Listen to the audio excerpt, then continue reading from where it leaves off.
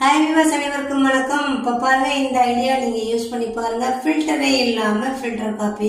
First ஒரு டவரா set வீட்டில் உங்கள்கிட்ட எப்படியும் முறுக்கு பிடிக்கிற அச்சு கண்டிப்பாக இருக்குங்க. அந்த முறுக்கு பிடிக்கிற குழாயில் ஓமப்படி அச்சு மட்டும் போட்டுக்கோங்க. அதுக்கு 3-4 டீஸ்பூன் காப்பித்தூள் போட்டுக்கோங்க. அரை டீஸ்பூன் சர்க்கரை போட்டுக்கோங்க. இது ஒரு டிப்ஸு தாங்க. ஏன்னா டிக்கேஷன் நல்லா திக்காக சூப்பராக விடும். அதுக்காக தான் அரை டீஸ்பூன் சர்க்கரை போட சொல்கிறேன்.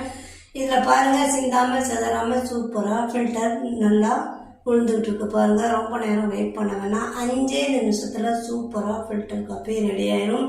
ஃபில்டர் நம்மக்கிட்ட இல்லையே அப்படிங்கிற கவலையே உங்களுக்கு வேண்டாம். இந்த மாதிரி நீங்கள் ட்ரை பண்ணி பார்த்துட்டு எங்களுக்கு கமெண்ட்டில் சொல்லுங்கள். நான் ஒரு டம்ளர் பால் காய்ச்சிக்கிட்டு இருக்கேன் பாருங்கள். பால் நல்லா கொதித்து நுர வரும்போது தான் அந்த பாலை எடுத்து நீங்கள் காப்பி போடும்போது டேஸ்ட்டும் நல்லாயிருக்கும். இப்போ பாருங்கள், ஃபில்டரில் நல்லா திக்கான டிக்காசன் ரெடி ஆயிடுச்சு. இந்த டிக்காசன் ஊற்றி காஃபி நல்லா ஆற்றி வீட்டில் நீங்களும் இதே மாதிரி ட்ரை பண்ணி செஞ்சு பார்த்துட்டு உங்கள் ஃபீட்பேக்கை எங்களுக்கு எப்போ இருக்குங்கிறத எங்களுக்கு கமெண்ட்லாம் சொல்லுங்கள்.